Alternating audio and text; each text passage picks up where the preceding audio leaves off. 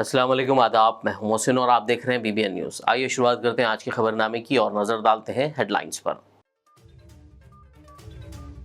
घर खरीदने के मामले में शहर हैदराबाद मुल्क का दूसरा सबसे महंगा शहर। बैनुल अक़वामी प्रॉपर्टी कंसल्ट नाइट फ्रैंक की सालाना अफोर्डेबिलिटी इंडेक्स की रिपोर्ट।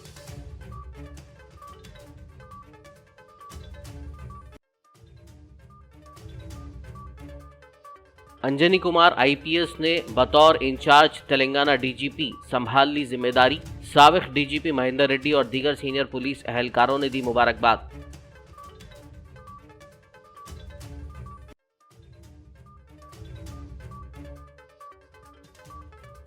तेलंगाना के DGP महेंदर रेड्डी सुबुकदोश। पुलिस एकेडमी में विदाई तकरीब, आला हुक्काम और पुलिस मुलाजमीन की बड़ी तादाद ने की शिरकत।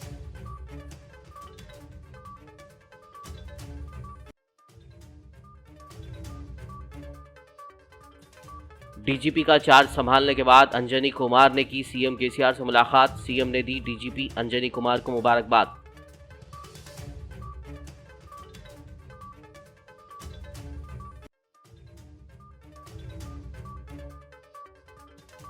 राचाकोंडा के नए पुलिस कमिश्नर के तौर पर देवेंद्र सिंह चौहान ने संभाल ली जिम्मेदारी। महेश भागवत ने देवेंद्र सिंह चौहान को सौंप दी अपनी जिम्मेदारी।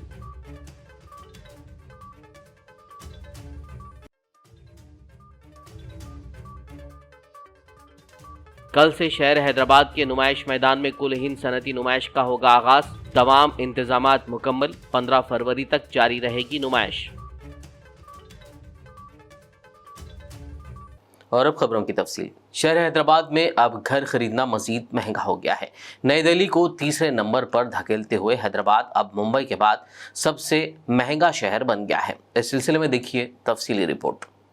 घर खरीदने के मामले में अब शहर हैदराबाद भारत का दूसरा सबसे महंगा शहर बन गया है, जबकि मुंबई पहले मुकाम पर है। बैनुल अक़वामी प्रॉपर्टी कंसल्टेंट नाइट फ्रैंक ने अपनी सालाना मिल्कियती रिसर्च रिपोर्ट अफोर्डेबिलिटी इंडेक्स 2022 में ये नोट किया है कि शहर हैदराबाद में घर खरीदने की इस्तेताअत की सतह साल 2021 के मुकाबले में कम हुई है, क्योंकि रेपो रेट में 225 बेसिस पॉइंट्स का मजमूई इजाफा और इसके नतीजे में होम लोन इंटरेस्ट में इजाफा रिहायशी कीमतों में इजाफे का सबब बना है, जिस वजह से घर खरीदने की इस्तेताअत में कमी हुई है। ताहम ये वबाई अमराज से पहले की सतहों के मुकाबले में नुमाया तौर पर बेहतर है। रिपोर्ट के मुताबिक साल 2011 में अफोर्डेबिलिटी इंडेक्स के हिसाब से घर खरीदारी की इस्तेताअत 53% थी, जो साल 2019 में 34% तक आ गई और फिर साल 2020 के अवाइल में वबाई अमराज की आमद के साथ साल 2021 में ये 28% तक पहुंच गई, जबकि फिलहाल ये 30% पर आ गई है। लिहाजा 30% इंडेक्स की सतह इस बात की निशानदेही करती है कि हैदराबाद में औसत घराना अपनी आमदनी का 30% हाउसिंग लोन की EMI पर खर्च करता है। बता दें कि नाइट फ्रैंक अफोर्डेबिलिटी इंडेक्स खरीदारों की मकान खरीदने की अहलियत का तयन करने के लिए जायदाद की कीमतों, होम लोन की शरह सूद और औसत घरेलू आमदनी जैसे अहम पॉइंट्स की बुनियाद पर की गई स्टडी पर मुबनी होता है। तेलंगाना के नए DGP के तौर पर अंजनी कुमार IPS ने आज जिम्मेदारी संभाल ली है। इस तकरीब में साबिक DGP Mahender Reddy, Hyderabad police commissioner CV Anand के अलावा कई सीनियर पुलिस ओहदेदारों ने शिरकत करते हुए अंजनी कुमार को मुबारकबाद पेश की। इस मौके पर अंजनी कुमार ने महेंदर रेड्डी की जानिब से किए गए मुख्तलिफ इक़दामात का हवाला देते हुए कहा कि इन तमाम इक़दामात को मज़ीद बुलंदियों तक ले जाना उनकी अव्वलीन तरजीह होगी। उन्होंने वादा किया कि वो बेचैनी, तनाव और काम के दबाव को कम करने के लिए काम करेंगे। उन्होंने कहा कि बहैसियत सीनियर हमें अपने फील्ड लेवल के अफसरान का हाथ थामना होगा। तेलंगाना के DGP महेंदर रेड्डी आज सुबुकदोश हो गए। उनके एहसास में पुलिस एकेडमी में एक शानदार विदाई तकरीब का एहतमाम किया गया। इस प्रोग्राम में आला हुकाम और पुलिस मुलाजमीन की बड़ी तादाद ने शिरकत की। इस मौके पर RBVRR ग्राउंड में परेड का इनेकाद किया गया। बाद-ए-अज़ां महेंदर रेड्डी ने खिताब करते हुए रियासती हुकूमत और पुलिस फोर्स का अपने पूरे करियर में ताउन के लिए शुक्रिया अदा किया। उन्होंने अपने 36 साल के तवील करियर में उनकी तरफ से की गई अहम कामयाबियों, इस्लाहात और इक़दामात को भी याद किया। उन्होंने उम्मीद ज़ाहिर की कि नए अफसरान तेलंगाना पुलिस की IT इक़दामात को अगली सतह पर ले जाएंगे।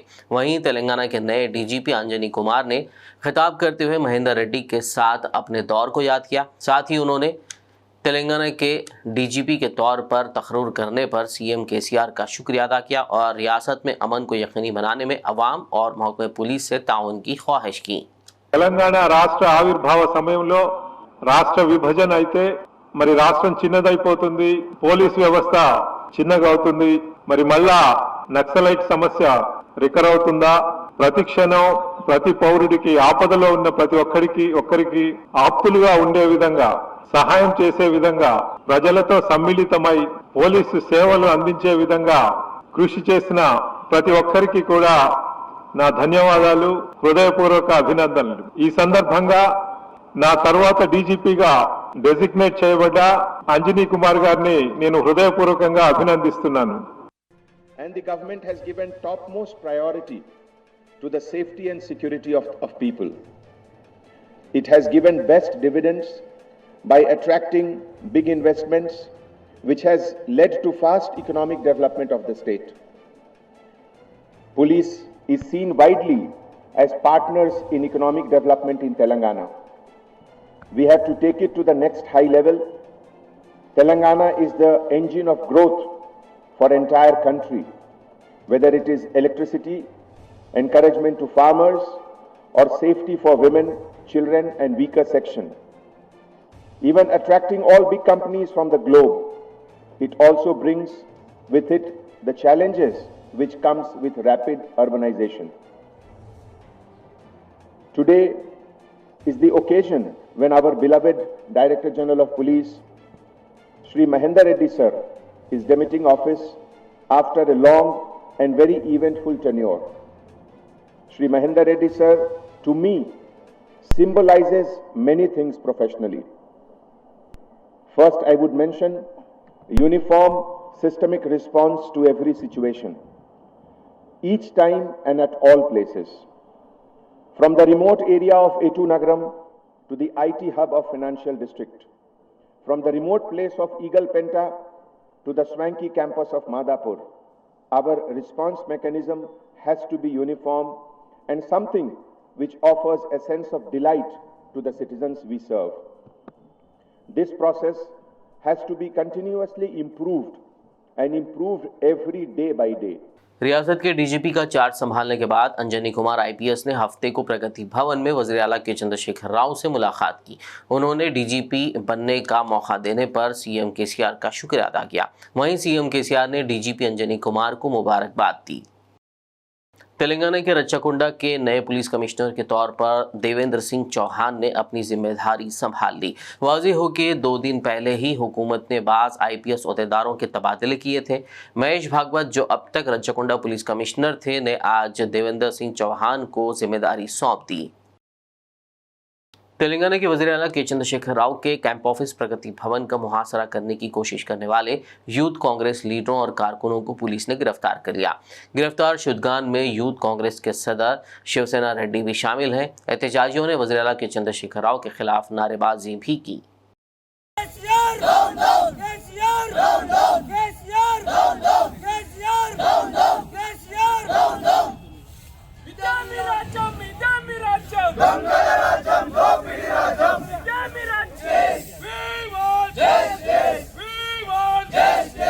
शहर हैदराबाद के नामपल्ली में वाक़े नुमाइश ग्राउंड पर कल 1 जनवरी से कुल-हिंद सनती नुमाइश का आगाज़ होने जा रहा है, जिसके लिए नुमाइश सोसाइटी की जानिब से बेहतर इंतजामात किए गए हैं ताकि इस बात को यकीनी बनाया जा सके कि सालाना होने वाली इस नुमाइश को महफूज और खुशगवार माहौल में मुनक़्क़िद किया जा सके।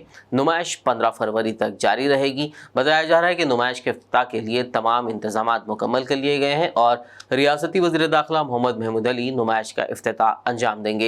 इस मरतबा नुमाइश में 2400 स्टॉल्स कायम किए गए हैं। नुमाइश देखने के लिए आने वालों को गाड़ियों की मुफ्त पार्किंग की सहूलत फराहम की जा रही है।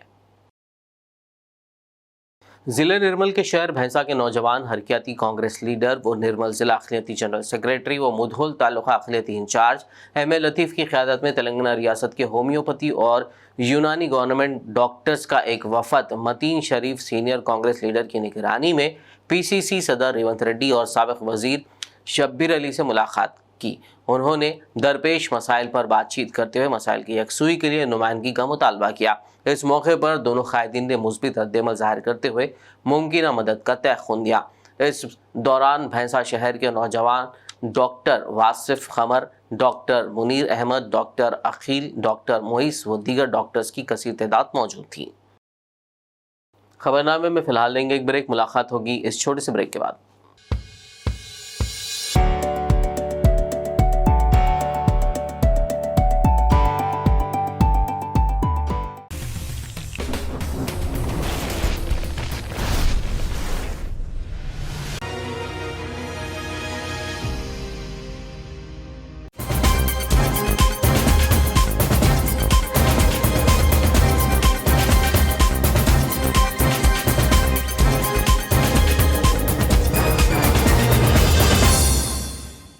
ब्रेक के बाद खबरनामे में आपका दोबारा खैर मकदम है। आइए बढ़ते हैं मजीद खबरों की जानिब। भारतीय जनता पार्टी की रुकन पार्लियामेंट प्रज्ञा सिंह ठाकुर के खिलाफ हैदराबाद में मामला दर्ज किया गया है। सोशल एक्टिविस्ट खालिदा परवीन ने साइबर क्राइम एसीपी केवी प्रसाद से मुलाकात करते हुए प्रज्ञा सिंह ठाकुर की जानिब से दिए गए मुतनाज़ा बयान के खिलाफ शिकायत दर्ज करवाते हुए कार्रवाई का मुतालबा किया। वाज़ेह हो कि इतवार को शिमोगा में हिंदू जागरण वेदिका के सालाना कन्वेंशन से खिताब करते हुए प्रज्ञा ठाकुर ने कम्युनिटी से अपनी छुरियों को तेज रखने की अपील की थी। सोशल एक्टिविस्ट हैदराबाद से साध्वी प्रज्ञा ठाकुर एमपी के रहने वाले, बल्कि एमपी भी है, मेंबर ऑफ पार्लियामेंट भी है। इन्होंने 25 दिसंबर को कर्नाटका शिवमोगा में एक हेट स्पीच दिए थे हिंदू जागरण मंच के ऊपर से। उसके अंदर इन्होंने इतना इंस्टिगेट वायलेट करने वाले कॉन्स्टिट्यूशन के ख़िलाफ़ इन्होंने स्पीच दिया था, हेट स्पीच, जिसमें बताया गया कि अपने घरों में हथियार सब्जी काटने के लिए तेज़ रखो। तेज़ इसलिए कब पता नहीं कब मौका आएगा, ये उनका अल्फाज है। और उन्होंने कहा कि जब सब्ज़ी तेज़ काटेंगे तो मुंह भी कटेंगे, गला भी कटेंगे। तो इस तरह एक एमपी का जो बयान देना, इंस्टिगेट करना, प्रोवोक करना, ये हमारे देश के लिए अच्छा नहीं है, युवाओं को अच्छा नहीं है, ये हमारे अगेंस्ट कॉन्स्टिट्यूशन भी है। ये प्रज्ञा ठाकुर वो खातून है जो टेरर एक्यूज है मालेगांव ब्लास्ट में, कि टेरर का एक्यूज है, वो बेल पे बाहर आए हुए हैं। बेल इस ग्राउंड पे दिया गया कि हेल्थ ग्राउंड पे मेरा हेल्थ ठीक नहीं है, मुझे बेल चाहिए, तो बेल दिया गया था।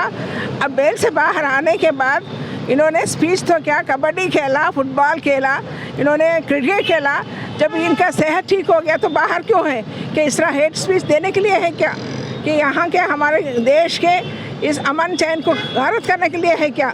यहाँ के हमारे युवाओं को इंस्टिगेट करने के लिए हिंदू मुस्लिम करके लव जिहाद नाम से और लोगों के बीच में डिवीजन करने के जो काम कर रहे हैं, इसको रोकना चाहिए। इसलिए हमने अपील किया है, सेक्शंस जो भी लग सकते हैं लगाकर यहाँ पे एफआईआर करने के लिए हमने कंप्लेंट कर दिया। मंडे के दिन एफआईआर हो जाएगा, मैडम ने कहा यहाँ पर। और हम कह रहे हैं कि दिए यहाँ पर साइबर क्राइम में कि उन्होंने इसका नोटिस लिया है और हम सीडी वाला दे दिए, लीगल ओपिनियन ले रहे। सेक्शंस लगाने के बाद मैं आपको अपडेट करूँगी।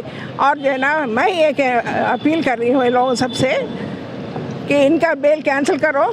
इनका जगह बेल नहीं है, बेल कैंसिल करके जेल जाना है, इनको पार्लियामेंट में ले जाना है। शहर हैदराबाद के जियागुड़ा इलाके में टाउन प्लानिंग के एहलकारों ने सड़क के किनारे गैर मजाज तामीरात को मुनहदम कर दिया। इस मौके पर सड़क किनारे वाक़े होटलों और दुकानों के सामने मौजूद गैर कानूनी सहारों को जेसीबी के जरिए हटाया गया। दुकानदारों और मुकामी लोगों का कहना है कि बगैर किसी नोटिस के ये कार्रवाई अंजाम दी गई। शाम तक का वक्त मांगने पर भी इंतजामी कार्रवाई नहीं रोकी। बरहम दुकानदारों ने मुकामी कॉरपोरेटर, रुकन असम्बली, सीएम केसीआर के खिलाफ नारे बुलंद करते हुए एहतजाज दर्ज करवाया। मेरा नाम मोहम्मद साबिर है। कुलसुमपुरा पुलिस कॉलोनी जियागढ़ टूजे बस स्टॉप की रोड पे ये दुकाना लगा रहे सब जन यहाँ पे। हर एक अब से ने 15-20 साल 25 साल से लगे हुए दुकाना। हमारे को इंटीमेशन दिए नहीं, कुछ भी नहीं, नोटिस दिए ना, आके बोले 4 दिन पहले बोले ना 2 दिन पहले बोले, आके अचानक आके पूरा तोड़ दिए। हज़ारों का लॉस हो गया। अब सुबह में दुकान लगाए तो शाम में घर का चूल्हा जलने का कारोबार है हम लोग का।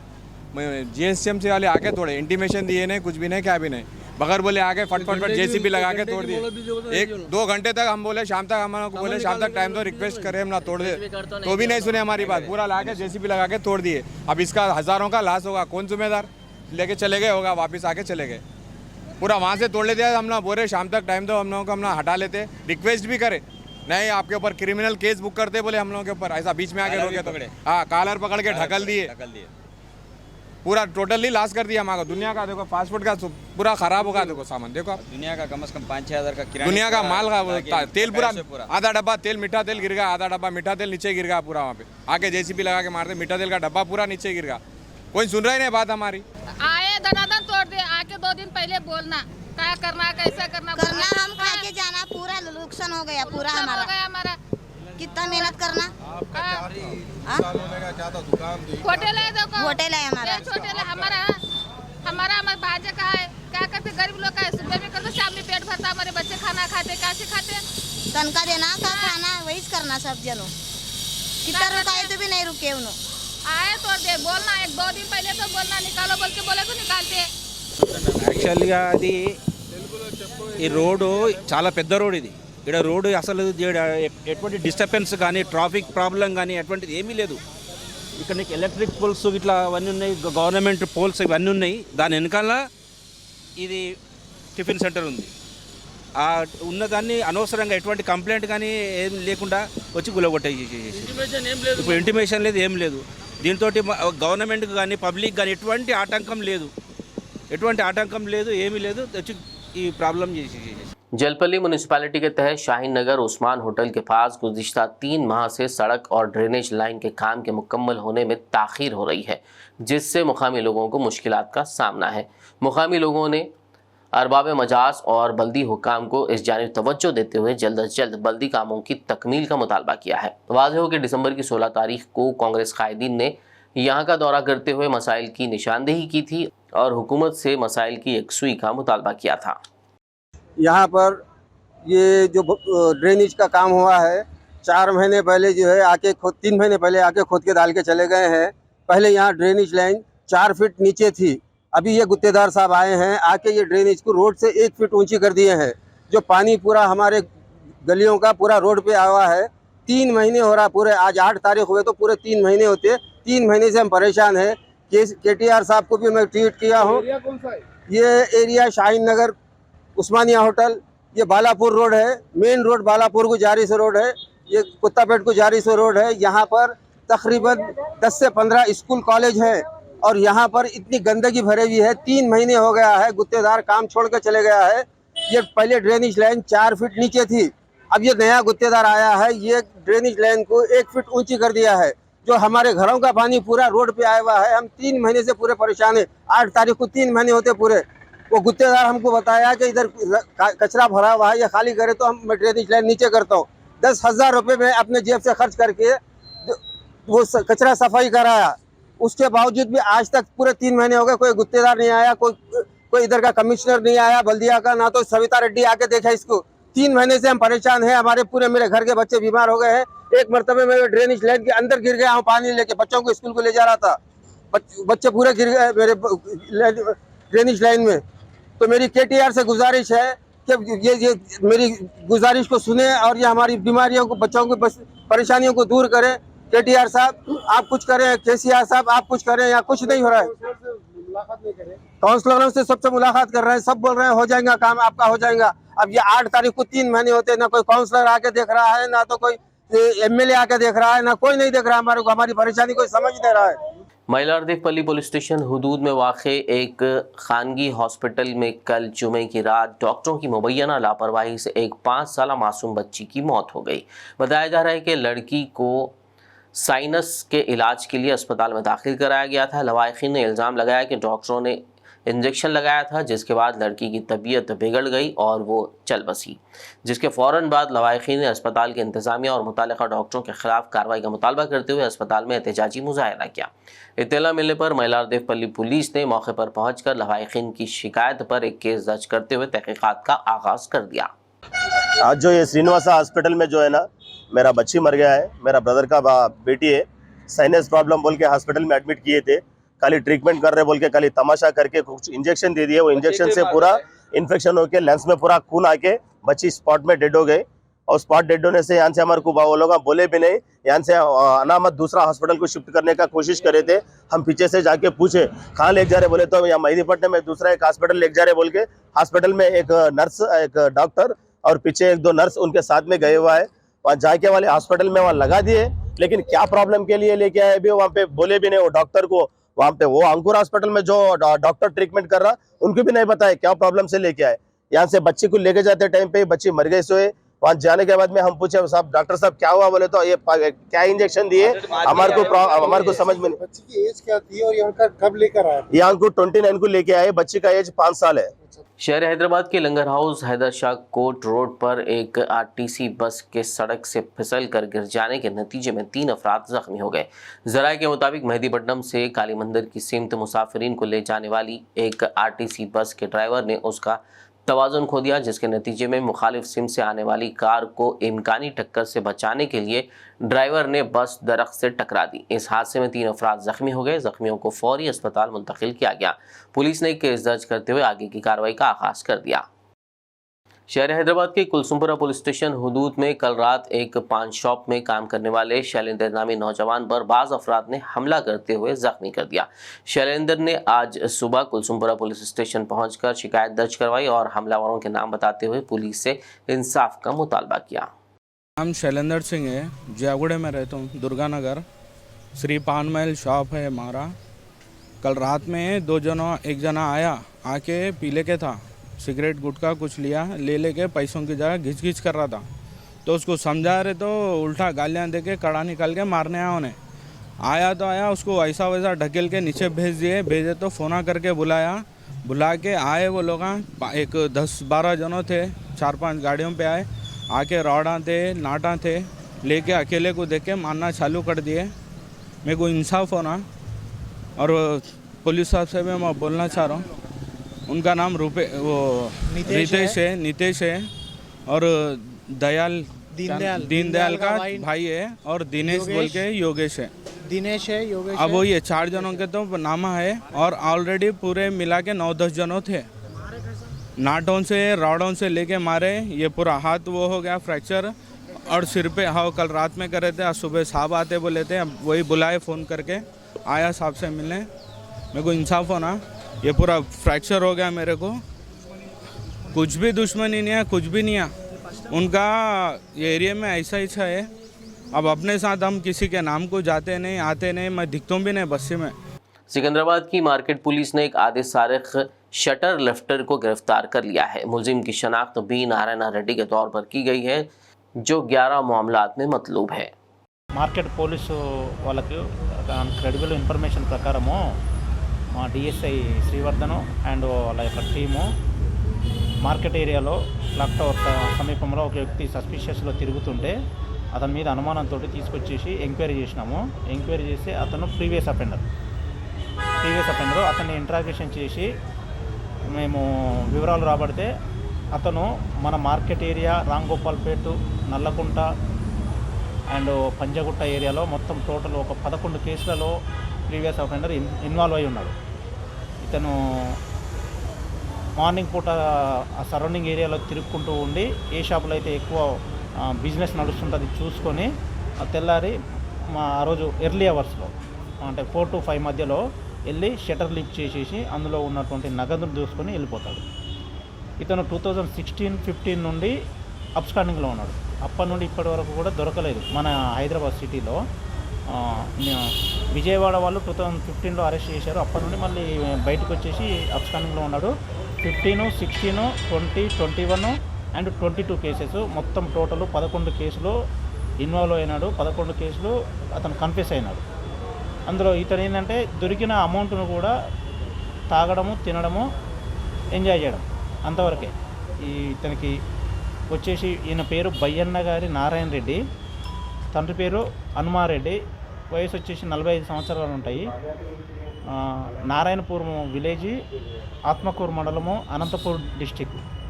ఇతను గత 1995 నుండి సికింద్రాబాద్ ఏరియా, కోటి ఏరియాలో తిరుగుతూ ఫుట్పాత్ మీద ఉంటూ కూలి పని చేసుకుంటూ ఇదే దొంగతనాలు చేస్తున్నాడు. जहीराबाद में शफाफ जिंदगी बसर करते हुए अपने किरदार में सुधार लाने वाले 112 अफराद की हिस्ट्री शीट बंद कर दी गई है। जिला संगारेड्डी के जहीराबाद सब डिवीजन में जिला एसपी रमना कुमार ने आज सुरेश शेटकार फंक्शन हॉल में मुजरिमाना रिकॉर्ड रखने वाले अफराद से बात की और उन्हें अच्छा बर्ताव करने का मशवरा दिया। उन्होंने हिस्ट्री शीटर्स को इंतबा देते हुए कहा कि वो कहाँ रहते हैं, कहाँ काम कर रहे हैं, तमाम तफसीलात पुलिस को मालूम है। माजी की गलतियों को दोहराए बगैर जिम्मेदार शहरी के तौर पर अपनी ज़िंदगी गुजारें। इस प्रोग्राम में Zaheerabad DSP V Raghu, rural CI Venkatesh, SI और जहीराबाद सब डिवीजन के पुलिस अहदेदारों ने शिरकत की। आखिर में एक नज़र हेडलाइंस पर। घर खरीदने के मामले में शहर हैदराबाद मुल्क का दूसरा सबसे महंगा शहर। बैनुल अक़वामी प्रॉपर्टी कंसल्ट नाइट फ्रैंक की सालाना अफोर्डेबिलिटी इंडेक्स की रिपोर्ट।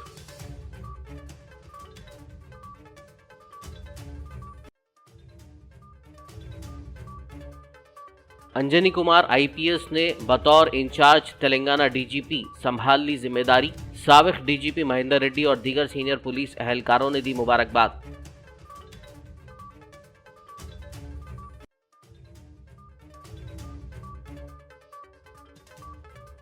तेलंगाना के डीजीपी महेंदर रेड्डी सुबुकदोश, पुलिस एकेडमी में विदाई तकरीब, आला हुक्काम और पुलिस मुलाजमीन की बड़ी तादाद ने की शिरकत।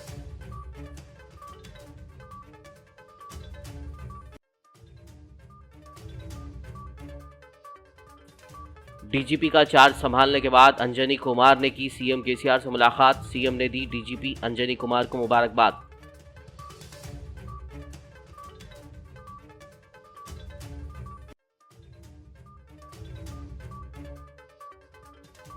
राचाकोंडा के नए पुलिस कमिश्नर के तौर पर देवेंद्र सिंह चौहान ने संभाल ली जिम्मेदारी। महेश भागवत ने देवेंद्र सिंह चौहान को सौंप दी अपनी जिम्मेदारी।